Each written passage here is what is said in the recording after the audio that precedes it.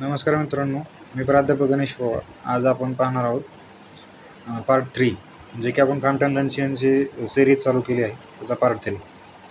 आपण इथपर्यंत आलो होतो. The scared look was transfer with the intensified poignancy to the faces of her companions. Poignancy, hair, panic and fear. जे Lady ड्रॅकमंटनने भासवलं किंवा सांगितलं की माझी मेमरी लॉस झालेली आहे, यामुळं त्यांना अचानक धक्का बसला आणि त्यांच्या मनामध्ये भीतीचं रूपांतर झालं. ज्या की स्मिथली डब्स होत्या, त्यांच्या चेहऱ्यावर ती भीती ही दिसत होती.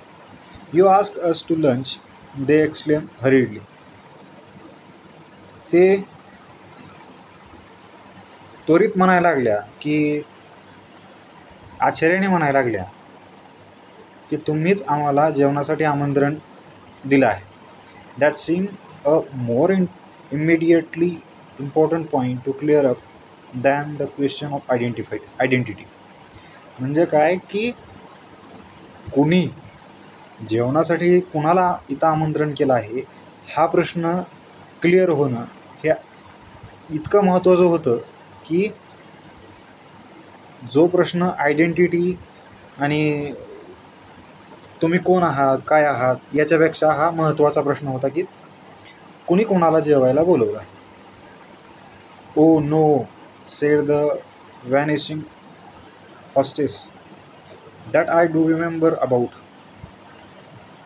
You insisted on my coming here because the feeding was so good, and I must say it comes up to all you said about it. A very nice lunch it's been. What I am worrying about is who on earth am I? I haven't the faintest notion. आता तिने जो आयडेंटिटीचा प्रश्न कुणीच विचारला नव्हता आणि सगळे स्मिथली dubs या प्रश्नावर अडून होत्या की कोणी कोणाला लंचला बोलवले, हे त्या विसरून गेलेल्या किंवा भासवत असलेल्या लेडी ड्रॅकमंटनला समजावून सांगत होत्या. पण तिच्या डोक्यात काहीच नाही असं ती भासवत होती किंवा सांगत होती. त्यामुळं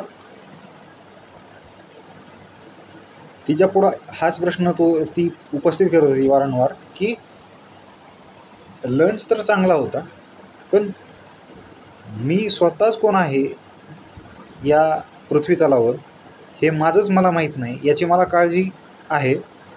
आणि आता जेवणाचं काय की I haven't the faintest notion, जे याच्यासारखं चांगलं मी कुठं जेवलं नाही. You are Lady Drakmanton, exclaim the three sisters in chorus. म्हणजे एका सुरात आश्चर्याने three sisters, Smithly Dubb sisters या उद्गारल्या की तुम्ही लेडी ड्रॅकमंटन आहात. Now don't make fun of me, she reply. म्हणजे लेडी ड्रॅकमंटन म्हणतात की तुम्ही माझी चेष्टा करू नका.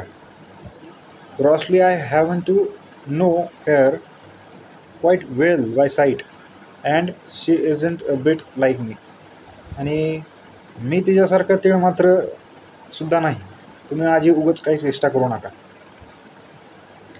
And it's an odd thing you should have mentioned her, for it so happens she is just come into the room. That lady in black with the yellow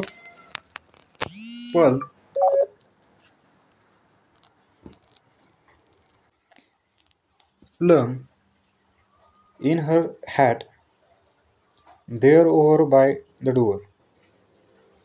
आता होतं काय तर ही पटवून देत असते, लेडी ड्रॅकमंटन पटवून देत असते की मी ती नाही आणि तिच्यासारखं मी तिळमात्रसुद्धा दिसत नाही.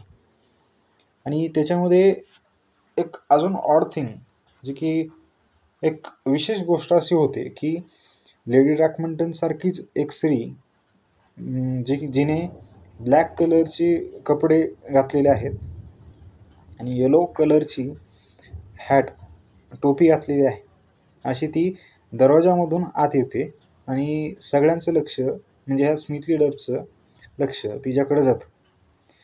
The Smithly Duffs looked in the indicated direction, and the uneasiness in their eyes deepened into horror. म्हणजे स्मिथली डब्स या सगळ्या त्या दिशेकडे बघतात ज्या दिशेने ती लेडी आलेली आहे नवीन, जिने काळ्या रंगाचे कपडे आणि येलो रंगाची टोपी घातलेली आहे, आणि दरवाजातून ती एंटर आले. आणि ते सगळे डोळे विस्पारतात आणि त्यांच्या ह्याच्यामध्ये एकदम भीतीच जाऊन बसते मनामध्ये की असं कसं शक्य होऊ शकतं. It outward appearance, the lady who had just entered the room certainly came rather nearer to their recollection of their member's wife than the individual who was sitting at table with them. म्हणजे शेजारीच ती दरवाजातून आत आल्यानंतर त्यांच्या शेजारच्या टेबलला जी स्त्री बसते तिचा अपिअरन्स, तिचा पेहराव आणि तिचा हावभाव हा लेडी रॅकमंटनसारखा त्यांना भासतो आणि किंवा दिसतो. त्याच्यामुळं त्या सगळ्या हडबडून जातात. Who are you then if that is Lady Rackmanton, they ask in panic stricken bewilderment. म्हणजे त्या इतक्या फ्रस्ट्रेटेड होतात स्मिथली डब्स, आणि लेडी रॅकमंटनला विचारतात, जे की त्यांच्या पुढं बसलेली असते आणि त्यांच्यासोबत जेवण करत असते, तर तिला विचारतात की तू कोण आहे मग. आणि जर नवीन ती स्त्री आलेली आहे तर ती लेडी रॅकमंटन आहे, तर तू कोण आहे. दॅट इज जस्ट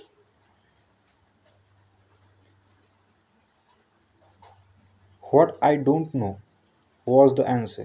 म्हणजे आता ऑब्वियसली असंच असणार की जी स्त्री तिच्या पुढे बसली आणि ती सांगत होती की माझी मेमरी लॉस झालेली आहे, तर मग ती असा तिच्या पुढं प्रश्न विचारला गेला की हू आर यू, तर ती ऑब्वियसली म्हणणार आहे की आय डोंट नो, कोण आहे मी, हेच तिचं उत्तर असणार आहे. आणि you don't seem to know much better than I do.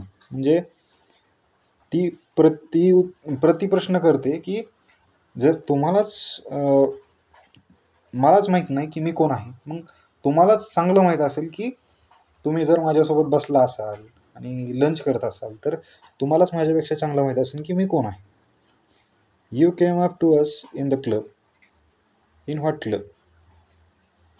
आता स्मिथली डब सिस्टर्स तिला सांगतात की तुम्ही आमच्यासोबत किंवा आमच्यासोबत क्लबमध्ये आला होतात. आणि ती पुन्हा प्रश्न विचारते स्मिथली डब्स त्यांना की कोणत्या क्लबमध्ये, कारण माझी तर मेमरी लॉस झाली आहे. The new didactic in Callis street. The new didactic, exclaimed Lady Rackmanton with an air of returning illumination. Thank you so much. Of course, I remember now who I am. I am Ellen Nagel of the Ladies Brush Polishing Guild. The club employs me to come now and then and see to the polishing of the brass fittings. आता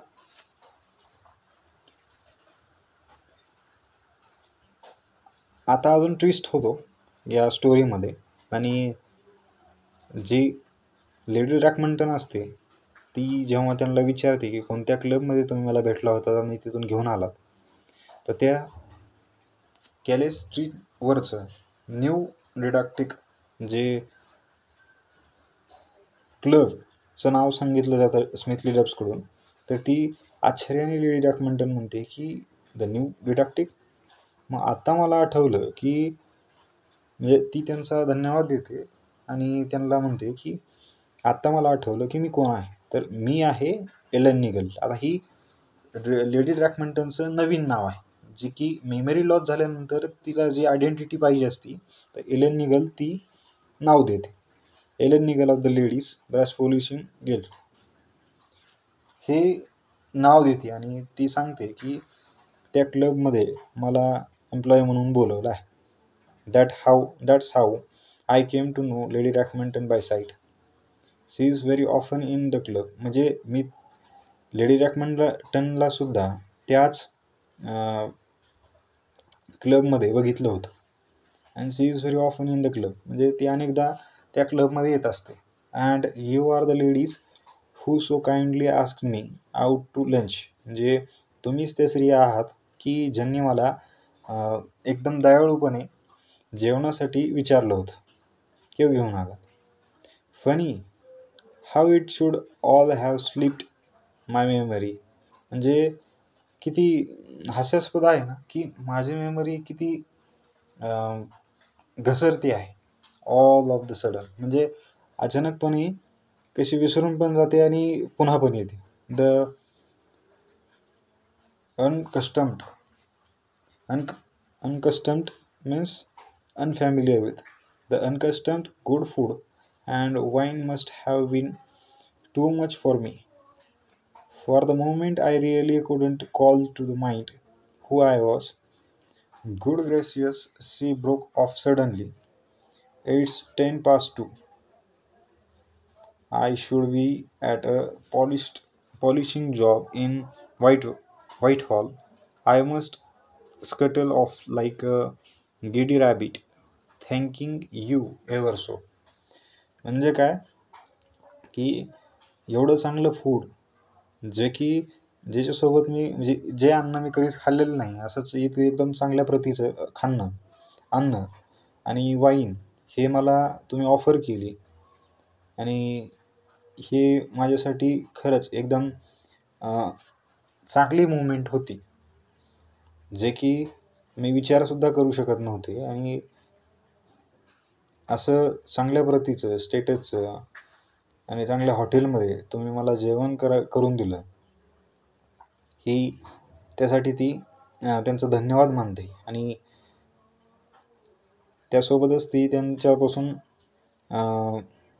विदाई घेण्यासाठी बोलते की आता मी येते, कारण की मला जॉबला जायचं आहे, जे की व्हाईट हॉल पॉल्युशन जॉब ती करते आणि जे की व्हाईट हॉलमध्ये तिचं काम असतं. आता 10 past 2 म्हणजे 10:30 वाजलेले आहेत आणि आता मला जायचं.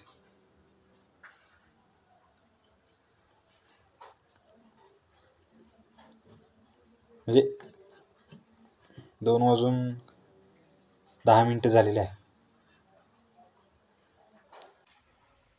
2:10 झालेले आहेत आणि मला जॉबला जायला उशीर होत आहे. तर मी निघते आणि ती त्यांचं धन्यवाद देऊन त्यांना तिथून निघते. She left the room with the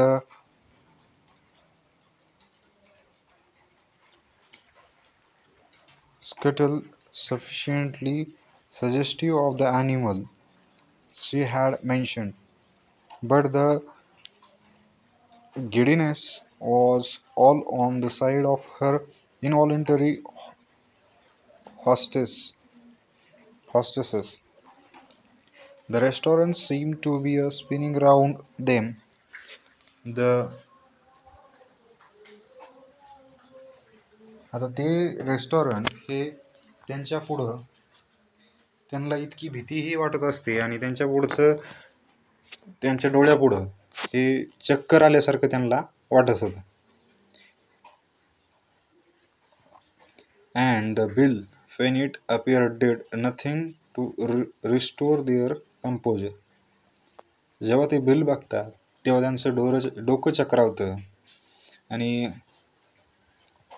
they were as nearly in the tears as it is permissible to be during the luncheon hour in a really good restaurant. म्हणजे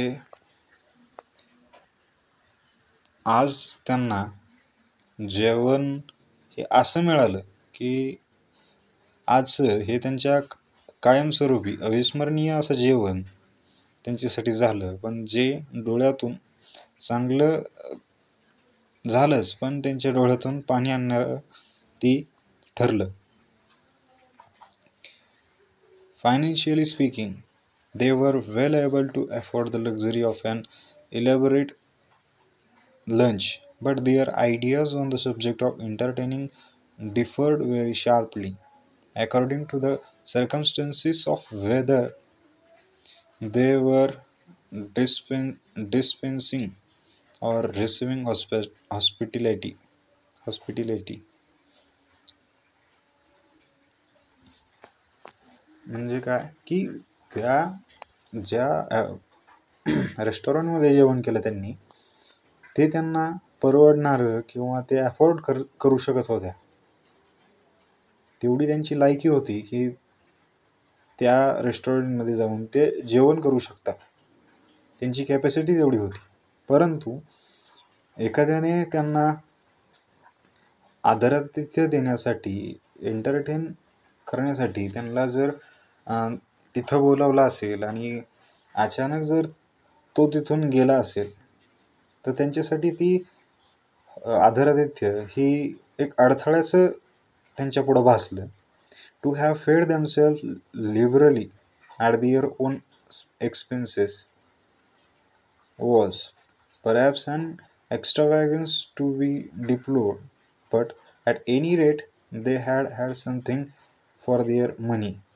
To have drawn an unknown and socially unremunerative Ellen Nigel into the net of their hospitality was a catastrophe that they could not contemplate with any degree of calmness. Unremunerative, not yielding any profit, catastrophe, a terrific misfortune. म्हणजे काय की त्यांना ते त्या दिवशीचं जेवण हे स्वखर्चातून त्यांना ते करावं लागलं, आणि जे की लक्झुरियस असं जेवण त्यांनी ते केलं, पण त्यांच्यासाठी जो रेट होता जेवणाचा, त्यासोबतच त्यांच्यापाशी जे पैसे होते ते पण त्यांना ते द्यावे लागले. पण त्यांनी त्यांचं जे जेवण एखाद्याने हॉस्पिटॅलिटी देण्यासाठी त्यांना बोलवलं, पण ते तसं झालं नाही. आणि जे एलन नेगल त्यांना भेटली, तिच्यासोबत जेवण केलं गेलं, त्यातून काहीच प्रॉफिट भेटलं नाही की, आणि त्यांना फक्त त्यांचा खर्चच झाला, जो की त्यांच्यासाठी एक दुर्दैव म्हणून पुढं आलं. आणि त्यांची जी मनशांती होती ती सुद्धा दुःखात परिवर्तित झाली. The Smithly Dubbs never quite recovered from their unnerving experience. They have given up politics and taken to doing good. आणि त्यांनी त्या दिवशीचा जो एक्सपिरियन्स घेतला, त्या दिवशीपासून त्यांनी सगळं काही सोडलं, आणि त्यामध्येच त्यांनी पॉलिटिक्स, राजकारणातूनही रजा घेतली आणि एक चांगलं काम करायला चालू केलं त्यांनी. Points to ponder. What does the word hospitality mean? In simple words, म्हणजे हॉस्पिटॅलिटी जे आदरातिथ्य आपण म्हणतो त्याचा अर्थ काय? आणि in simple terms, it implies that attitude of being friendly and welcoming to people, especially guests and visitors.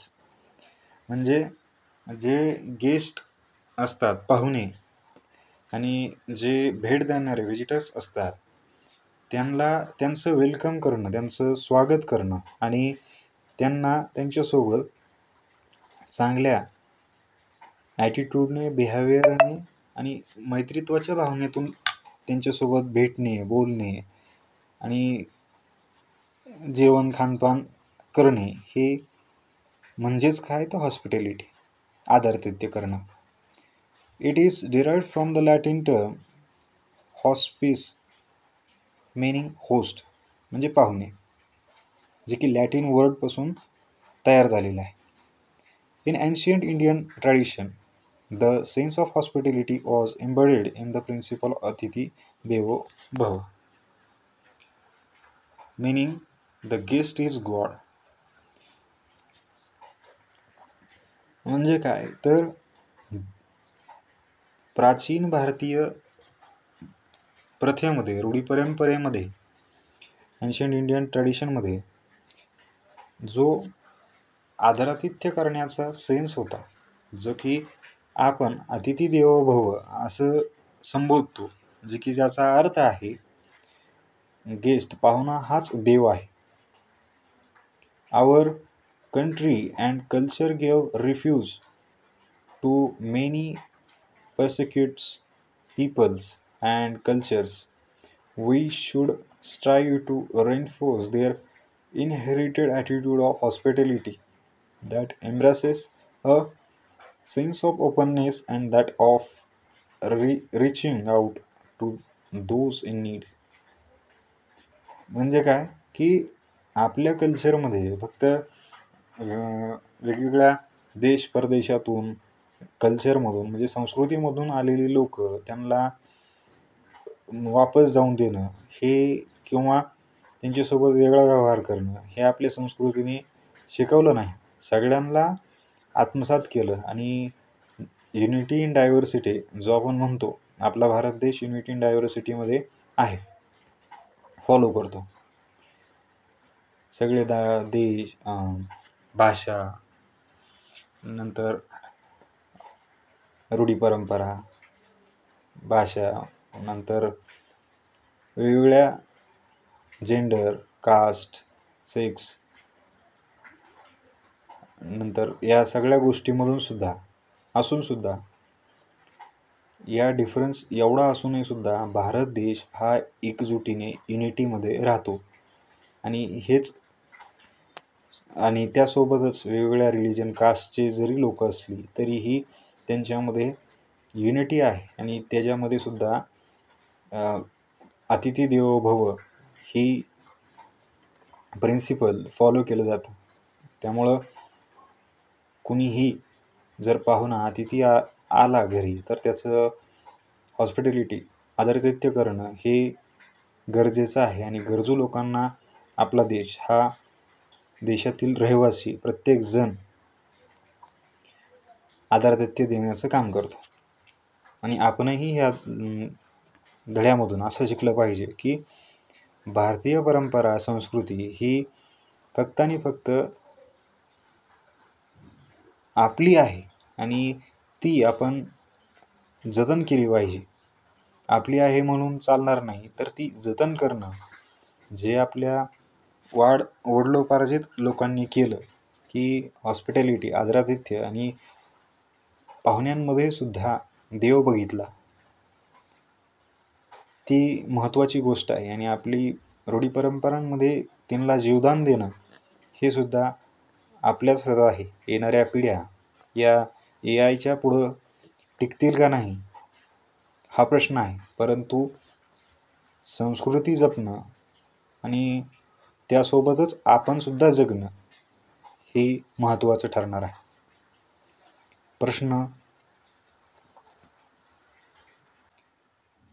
धड्याखालील प्रश्न आपण पुढल्या लेक्चरमध्ये बघूया.